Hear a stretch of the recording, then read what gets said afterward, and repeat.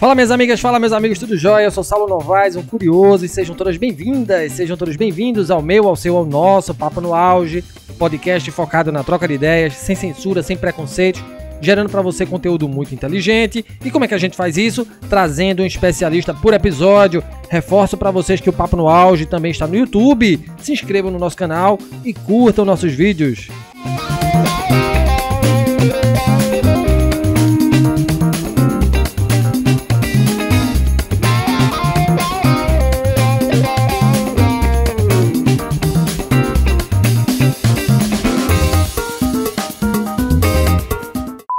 De repente, eureka, uma ideia, um insight. Mas será que a criatividade surge de um momento de devaneio apenas?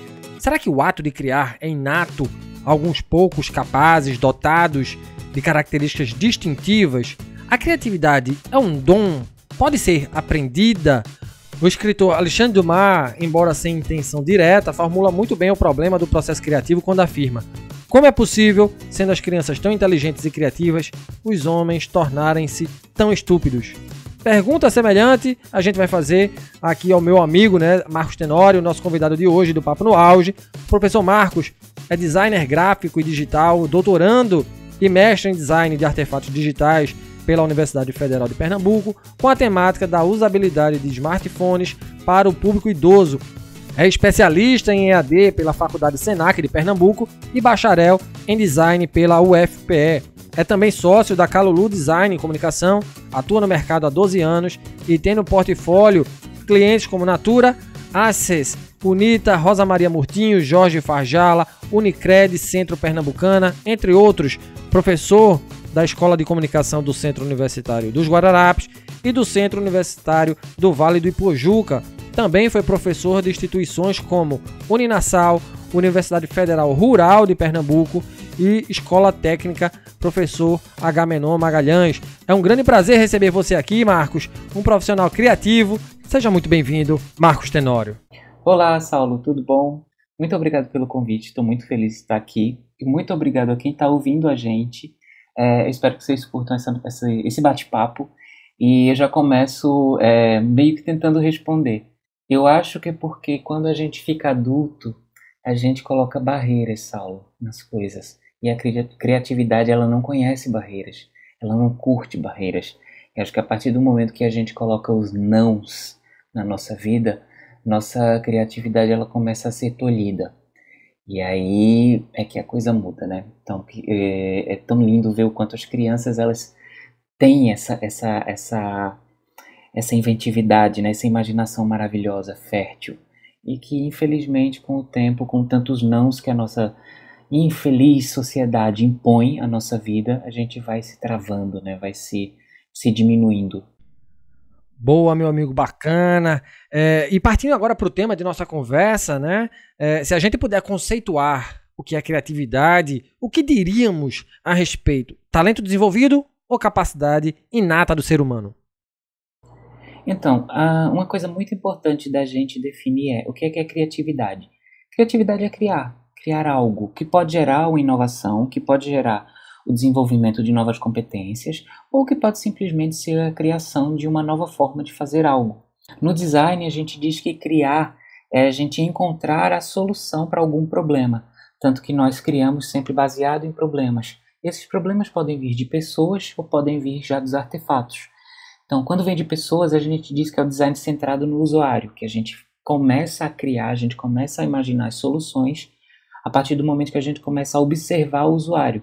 E aí a gente começa a ter os insights para fazer isso. Não é a mesma coisa que a gente simplesmente ter uma ideia. Coisa que acontece muito na infância, né? O eureka da infância, que você começa a brincar, tentar descobrir algumas coisas e que você não tem limites, você não tem amarras. Durante a vida adulta a gente é cheio de amarras, a gente tem os códigos sociais, a gente tem os limites financeiros, etc., que no mundo infantil a gente não tem, né? O mundo lúdico, a gente tem a possibilidade de criar da forma que a gente quiser, mesmo que seja com coisas inventadas, encontradas na rua. E é muito interessante a gente perceber que durante esse processo de envelhecimento a gente vai barrando muito a criatividade, só que tem gente que consegue recuperar. Quando você pergunta se é uma capacidade inata do ser humano, sim, o ser humano ele é criativo por natureza. Mas não existe essa coisa de a criatividade ser fechada a determinados grupos. A criatividade ela não é limitada a eu sou um designer, eu sou criativo. Depende, tem dia que eu não sou nada criativo. Tem dia que eu preciso incentivá-la, que eu preciso testá-la, que eu preciso colocá-la para funcionar. E aí é que entram técnicas de criatividade, por exemplo. Então, é um talento inato, sim. Nós todos nascemos criativos, nós todos podemos ser criativos, só que existem pessoas que elas fazem isso funcionar de uma forma sistemática. E existem técnicas para isso, existem formas de você fazer isso funcionar. Então, sim, todos somos criativos.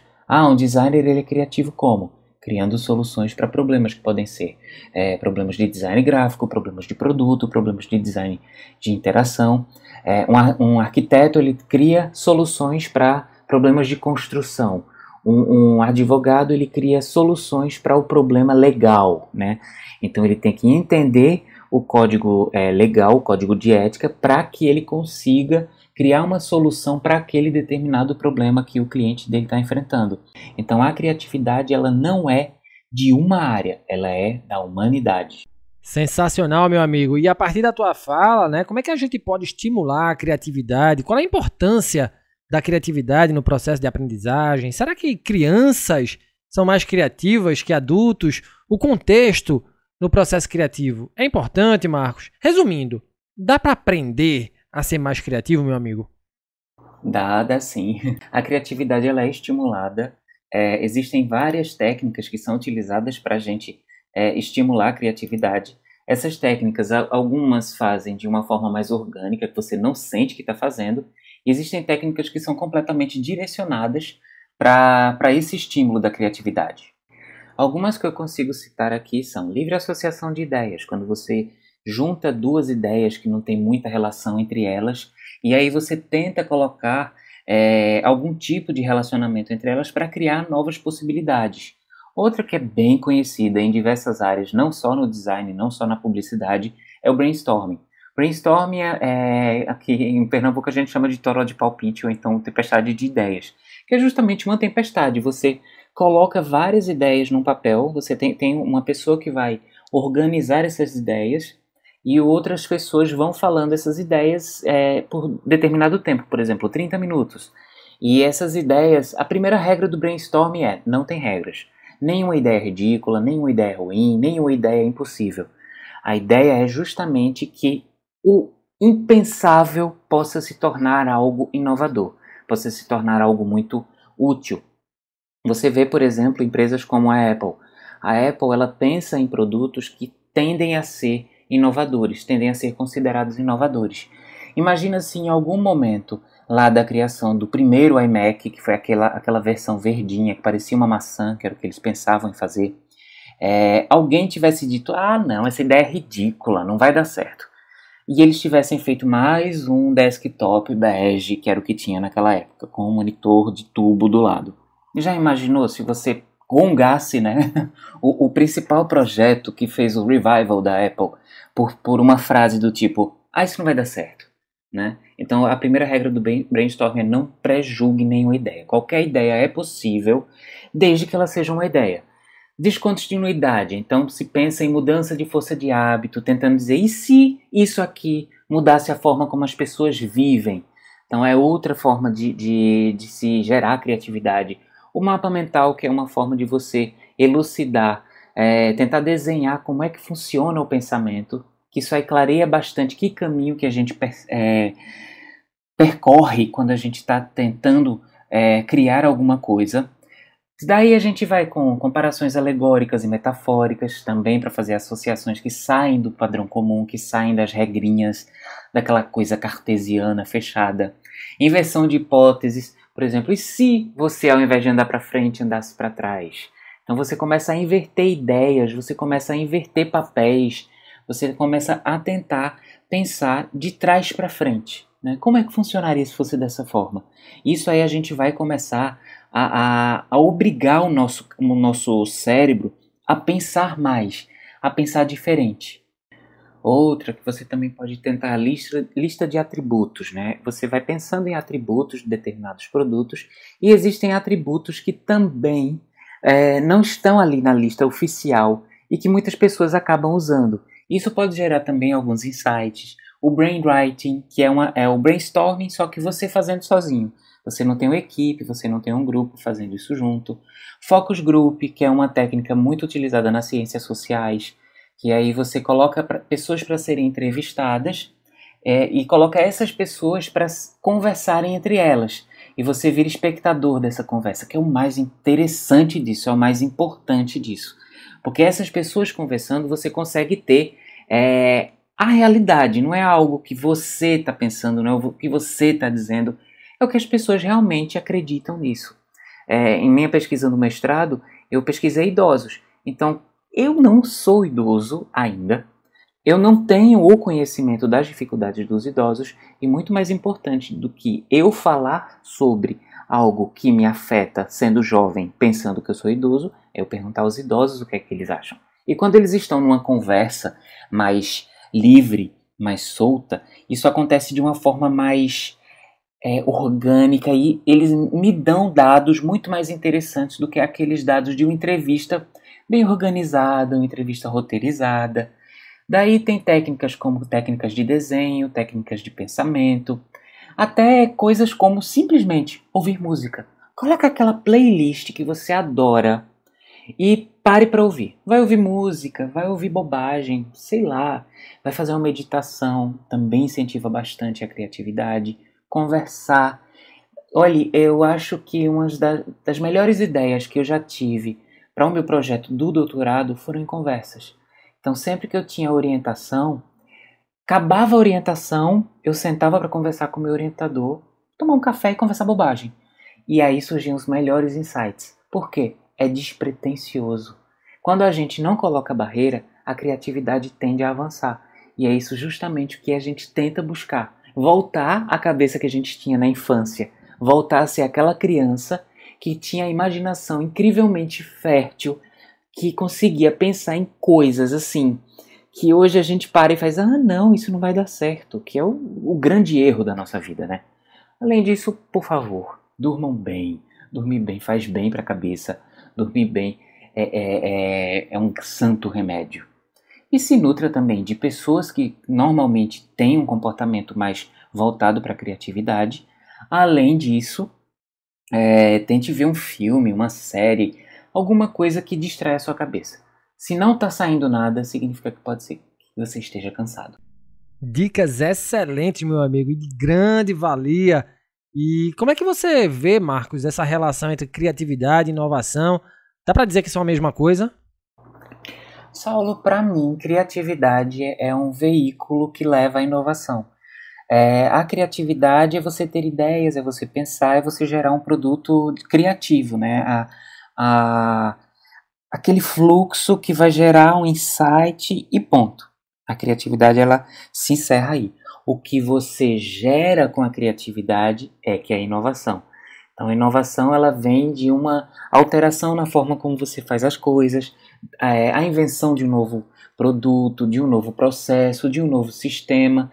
Então, para mim, claramente, há essa grande diferença entre a criatividade e a inovação. A inovação é quando você materializa aquele produto criativo que você gerou durante o seu processo criativo. E o processo criativo, como eu falei agora há pouco, você tem, assim, inúmeros processos criativos. Existem vários mesmo. Eu costumo falar para os meus alunos que quando você está criando, você vai formando um repertório. Então, você está no início de carreira como designer, ou como desenhista, ou como publicitário, você está começando a engatinhar, você está pegando referências, você está conhecendo, você vai criando um repertório, um alfabeto visual. E isso é muito importante porque quando você cria esse repertório, esse alfabeto, todo esse catálogo do que você conhece, do que você gosta, do que você não gosta, do que você viu, você já tem essa base pronta, organizada na sua cabeça. Isso ajuda bastante no processo criativo. A inovação é justamente você pegar o que você já conhece e tornar algo novo, criar uma nova possibilidade, criar uma nova forma de ver as coisas, de resolver os problemas e de executar determinadas ações. Elas não são a mesma coisa, mas elas dependem uma da outra. Porque a inovação, ela precisa da criatividade. E a criatividade, ela, se não gerar algo concreto, algo inovador, ela vai ser simplesmente um processo que teve um fim. E a inovação, ela não tem um fim.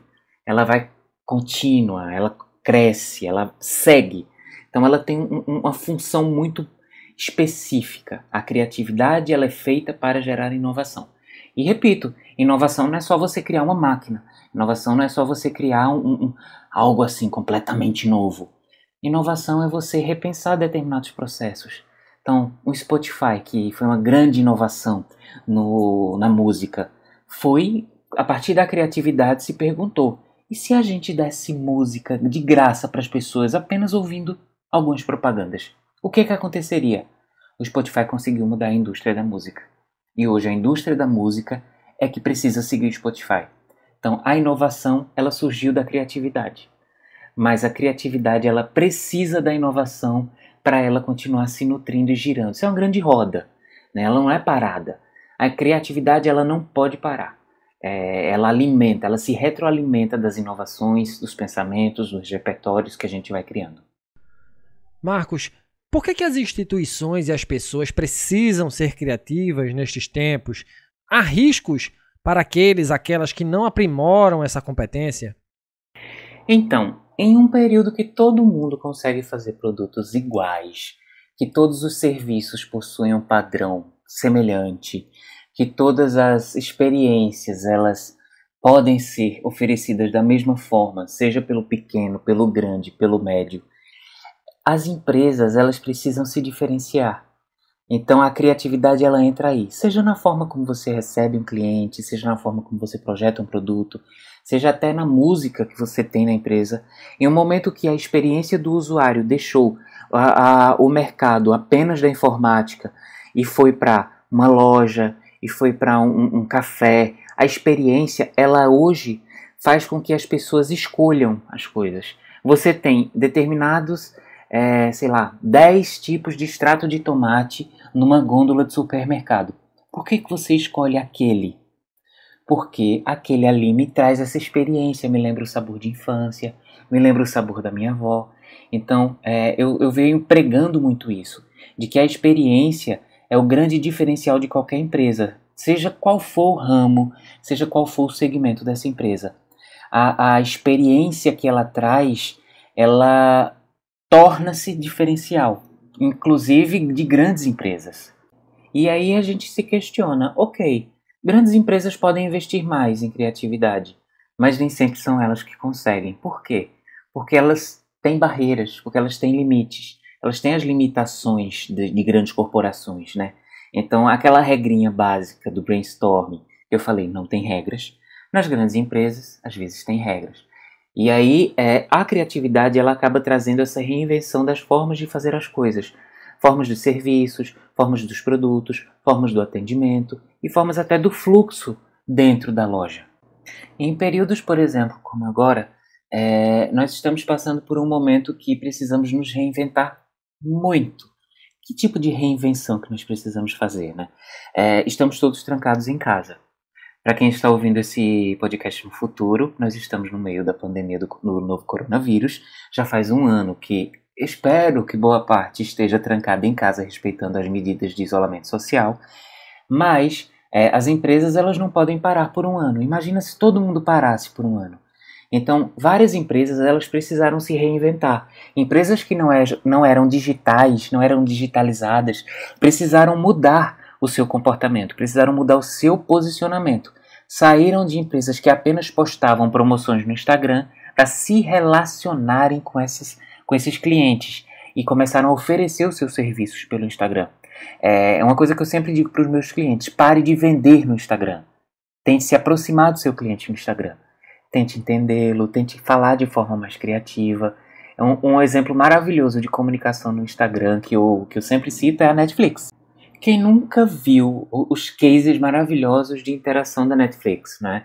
A Netflix ela se comporta como sua melhor amiga, que está ali para lhe dar dicas de séries, de filmes, de lançamentos. Mas quando as pessoas interagem com a Netflix, ela gera os novos memes, né, da internet. Que eu acho incrível, E o que é que a Netflix fez ali? Ah, Marcos, a Netflix não inventou nada demais. Sim, gente, a Netflix reinventou a forma como falar com os clientes. Foi simples, foi apenas se aproximar dos clientes. Enquanto todo mundo falava sim, pois não, senhor, o senhor está correto, vamos resolver o nosso problema. Sim, essa série é muito boa. Não, a Netflix diz, ah, amiga, tu acha mesmo que eu vou te fornecer pipoca uma hora dessa? Sai desse sofá e vai ler um livro. A própria Netflix faz muitas vezes isso. E é muito interessante essa forma. Foi uma forma criativa de quebrar a forma como a gente se comunicava anteriormente, né? A forma muito formal de falar pelas redes sociais. E foi justamente esse o grande buzz que a Netflix causou quando ela revolucionou o seu engajamento de redes sociais, não é?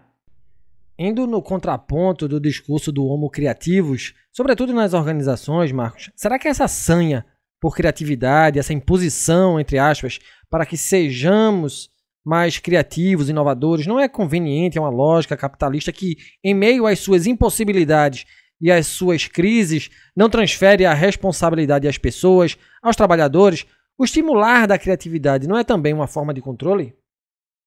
Rapaz, eu acho que aí cabe uma discussão bem interessante.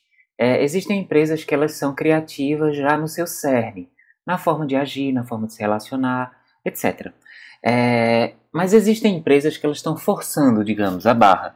Elas querem que as pessoas obrigatoriamente busquem as soluções para os seus problemas. Então elas pintam a sala de colorido, botam uns puffs ali e dizem ali, ah, isso aqui é o meu local criativo. Existem vários perfis, tá? Eu estou tentando chegar nessa diferenciação. Essas empresas, elas não são criativas, elas não geram o incentivo à criatividade, à inovação, e elas não produzem o capital criativo que elas estão buscando. E o que acontece com essas empresas, né? Elas querem que o funcionário ele seja jogado assim, olha, eu quero ideias criativas. E começa a cobrança dessa forma. Então, lembra daquelas barreiras que eu falo desde o começo da nossa conversa? Elas continuam existindo. Só que elas estão coloridas.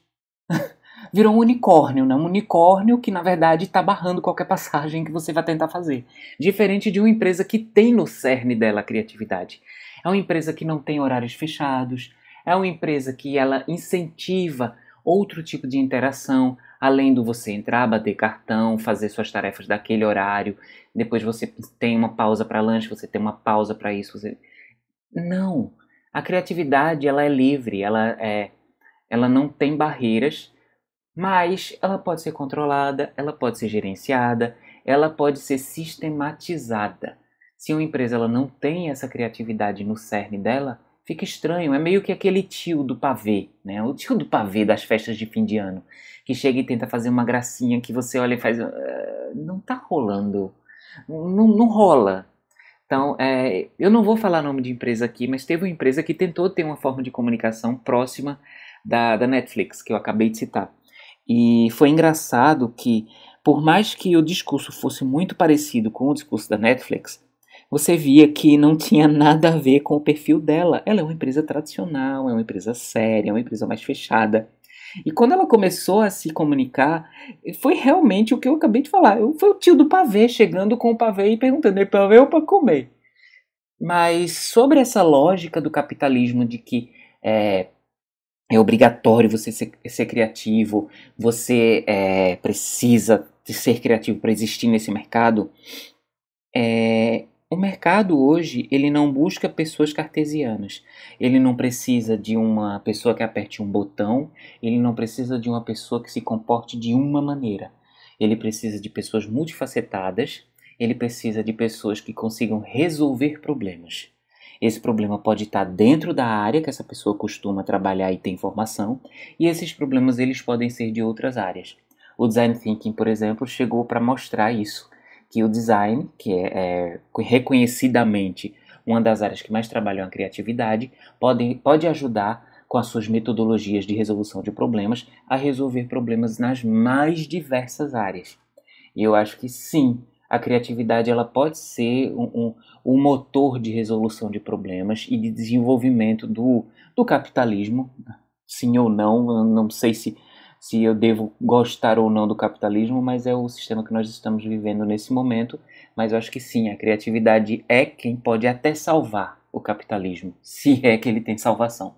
Marcos, se a criatividade pode ser desenvolvida, aprimorada, quais ferramentas auxiliam nesse processo e como elas funcionam? Eu sei que você já pontuou algumas, e se a gente pudesse extrapolar? Então, cada pessoa tem sua forma de criar. Eu vou falar particularmente como funciona a minha.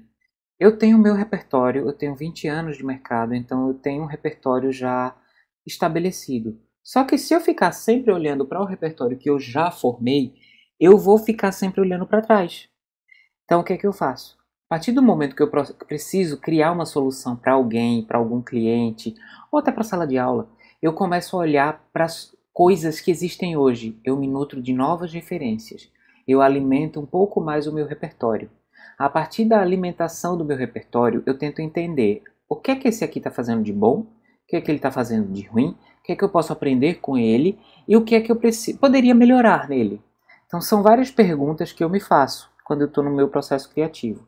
Quando eu estou junto com a equipe, a gente vai para um brainstorming, eu quero ouvir ideias de outras pessoas. Por quê?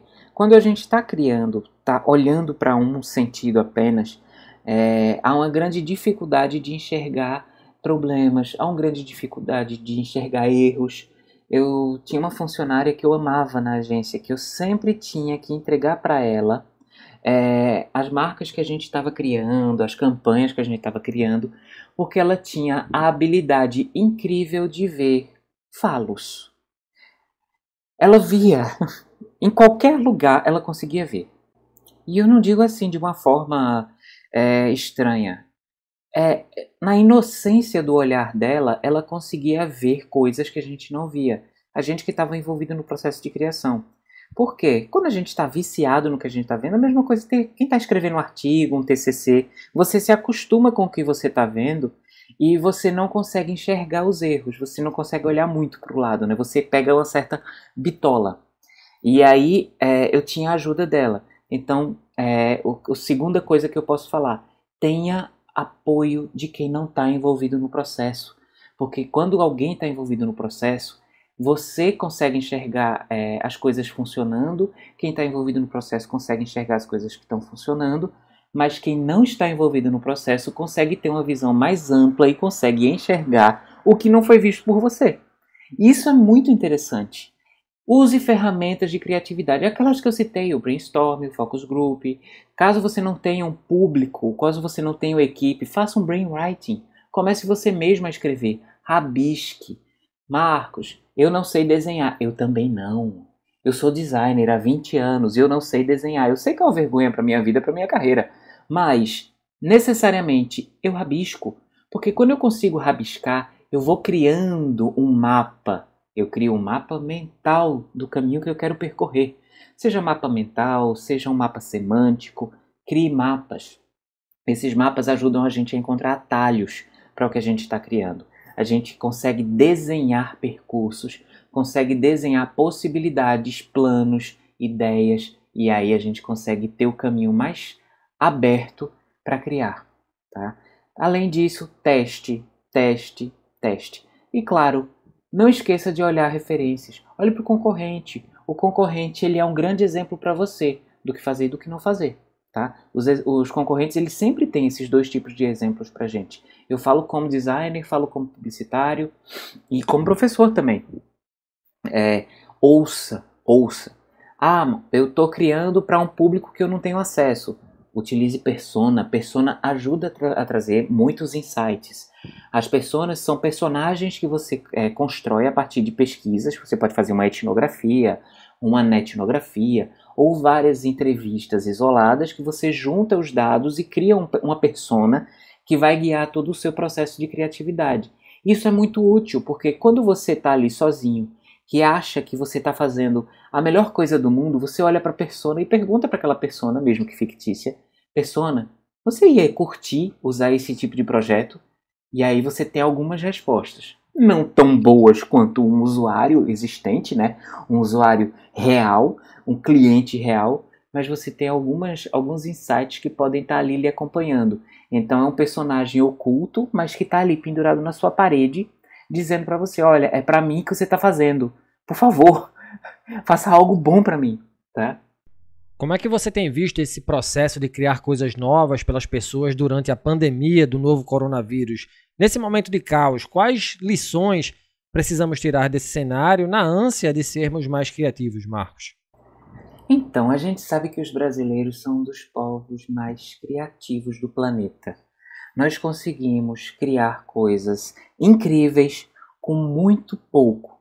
A gente sabe que não tem investimento em pesquisa, não tem investimento em educação. A inovação no Brasil, assim, caminha a passos bem curtos, engatinha, e a gente sabe que não há políticas públicas que incentivem a inovação. Alguns estados isoladamente, algumas cidades, alguns órgãos de fomento trabalham bem a inovação, mas são casos meio que isolados. Não há uma política federal, né? Então, o brasileiro ele costuma pegar o pouco que tem e transformar no muito, que eu acho isso incrível. E durante a pandemia, eu vi muito isso acontecer. Eu vi muita gente, eu vi muita empresa repensar sua história, repensar seu posicionamento, repensar de que forma que ela iria agir, de que forma que ela iria alcançar novos públicos, como fazer, né? Porque acho que foi a grande pergunta das empresas.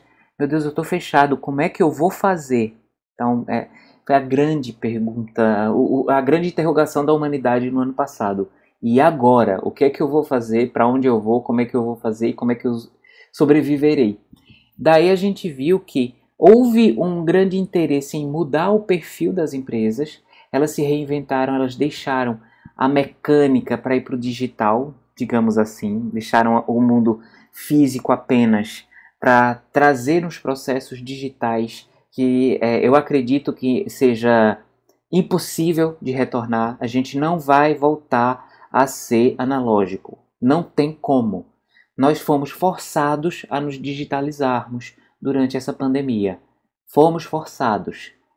Eu adorei. Por quê? Muita empresa ela ainda insistia em não se digitalizar. Eu acho que existem casos e casos, existem perfis de empresas que não deveriam se digitalizar ou que deveriam se digitalizar de outra forma. Eu questiono, por exemplo, algumas coisas como a educação à distância, a forma como ela foi pensada aqui no Brasil, que na verdade ela não é educação à distância, ela é ensino à distância ou venda de certificados em alguns lugares. Eu não concordo com a forma como ela foi criada e a forma como ela vem evoluindo, porque ela não incentiva, por exemplo, a inovação, a criatividade. Ela virou novamente aquela educação mecânica do sim, não, talvez, ou está correto, está incorreto, verdadeiro e falso. E não. As escolas, as faculdades, os institutos de educação superior, eles têm que ter esse viés da inovação, tem que se incentivar a criatividade. Então, durante a pandemia, eu acho que muita gente precisou repensar o que é que ia fazer. E a gente sai muito da zona de conforto. Tem até uma brincadeira de que, assim, se essa é a zona de conforto, eu imagino que não é a zona de conforto. Aqui no Brasil a gente tem vários cenários que mostram pra gente isso, mas é muito interessante ver que quando a coisa aperta mais, a gente consegue tirar o leite dessa pedra. E o brasileiro conseguiu muito isso. E eu quero chegar nesse ponto. Nós conseguimos inovar, nós conseguimos criar, nós conseguimos repensar nossos processos, mas nós conseguimos nos tornar mais humanos. Eu vi muitos projetos, muitas iniciativas, muita gente pensando no outro. Tá, tudo bem, eu tenho como vender, eu tenho como me manter, eu tenho como repensar a minha vida, mas o meu vizinho, que a empresa dele fechou, ou o meu vizinho que ele recebeu uma bolsa. Então, houve um movimento de mudança de pensamento. Sabe aquela coisa de que às vezes a gente tem esperança na humanidade? Eu acho que esses casos, eles trazem novamente essa esperança. E a criatividade ela não é usada só para dinheiro, gente. A criatividade ela é usada para repensar as formas como nós cuidamos dos outros. Porque a partir do momento que nós estamos bem, relativamente, e os outros não estão, é responsabilidade nossa também cuidar do nosso vizinho, das pessoas que a gente conhece e quer bem, né?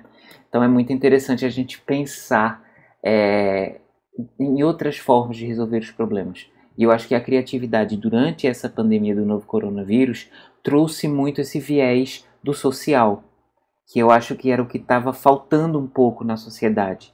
Estava muito o ganho pelo ganho e faltava o ganho pela vida, né? A vida pelo ganho. Não sei exatamente que frase eu falaria aqui, mas eu acho muito interessante a gente pensar nisso. O viés da pessoas para pessoas e por pessoas, né? Eu acho que eu vi bastante isso. E chegamos ao fim deste episódio do Papo no Auge. Hoje conversamos com o designer, doutorando em design pela Universidade Federal de Pernambuco, Marcos Tenório. A criatividade está no ar e foi muito bom trocar ideias com você, meu amigo Marcos. Um grande prazer recebê-lo aqui em nosso espaço. E para quem quer se aprofundar na temática da criatividade, há algum livro que você gostaria de recomendar? Eu pergunto isso como forma da gente estimular a leitura, né? Eu agradeço muito o convite, eu fiquei muito feliz de participar. Eu sou bastante tímido e eu não gosto muito de gravar a minha voz, mas eu acho que é uma grande oportunidade de falar para outros públicos além da sala de aula, né? Porque o meu público é bastante direcionado, são alunos de design, são alunos de publicidade e de marketing também. Então é interessante falar com outros públicos fora desse nicho, né? Que é um nicho bem específico. Tem um livro muito interessante, já que eu falei tanto de design, de técnica criativa e design thinking, tem o livro Design Thinking, de Gavin Ambrose, Paul Harris e Antônio Roberto Oliveira, que é quem traduz aqui no Brasil, que é bem interessante, que ele pega e traz boa parte das técnicas de criatividade e aplica nessa metodologia. O Design Thinking ele é uma metodologia bem interessante, que não se chama de metodologia no fim das contas, que foi pensada pela IDEO como o Design Thinking já existia? O Design Thinking já existia porque é o quê? É a forma como os designers pensam e resolvem problemas. Mas o Design Thinking foi o IDEO se apropriou dessa forma de pensar, das metodologias, das ferramentas utilizadas na área do design e disse, vocês de outras áreas podem utilizar esse pensamento, essas metodologias e essas ferramentas e técnicas para poder criar, para prototipar, para ter ideias, para fazer com que sua empresa, para que o seu negócio, para que seu problema seja resolvido. Então é muito interessante. Eu gosto da forma como esse livro funciona, que ele é meio que passo a passo, é um guia. E tem as técnicas, tem o passo a passo, tem toda a metodologia. E eu acho que ele consegue clarificar bastante todo esse processo de desenvolvimento. Eu acho muito importante a gente se instrumentalizar. E como você faz uma indicação de livro, eu acho que a gente tem perdido muito o costume da leitura, né? E enquanto a gente for uma sociedade que não lê, a gente não consegue se desenvolver. Inclusive a leitura ela estimula muito a criatividade, mas muito mesmo. E eu falo leitura mesmo, porque quando você lê, você viaja, você cria cenários, você cria personagens. Por mais que eles estejam escritos ali, a sua imaginação é que funciona. Diferente de ver um livro, um filme. Diferente de ver um filme. O filme tá tudo pronto, tudo mastigado. Eu não tô criticando os filmes, não. Eu adoro filmes. Mas o hábito da leitura nos provoca a pensar, nos provoca a desenvolver a mentalização, a criação desses cenários. E eu acho que é muito importante esse contributo. Mais uma vez, muito obrigado pelo convite, muito obrigado para quem ouviu, espero que tenham curtido. Não fui tão prolixo quanto eu costumo ser. E muito obrigado, Saulo. Sucesso nesse seu maravilhoso podcast que eu acompanho. E, gente, tentem ser criativos todos os dias e tentem não dizer não para suas ideias. As ideias elas têm que viver livremente. Nada de colocar barreiras, mesmo que sejam barreiras coloridas. As barreiras elas têm que ser derrubadas, elas têm que ser quebradas, porque a criatividade ela precisa fluir livremente. Um abraço para vocês, se cuidem, usem máscara, caso já tenha passado a pandemia, sobrevivemos, ainda continuamos existindo como espécie nesse planeta. E um cheiro para todo mundo daqui de Pernambuco e tchau! Sensacional esse episódio com meu amigo Marcos Tenório, não foi? Designer, falando sobre o processo criativo. E lembrar vocês que nos escutam, estamos nas plataformas agregadoras de podcast, no Spotify, na Google Podcast, na Apple Podcasts, na Amazon Music, na plataforma da Anchor e também no YouTube. Nos sigam, curtam, compartilhem nossos áudios, se inscrevam no nosso canal, afinal o conhecimento precisa e deve ser propagado. Um grande abraço a todas e todos e até o próximo episódio. Valeu!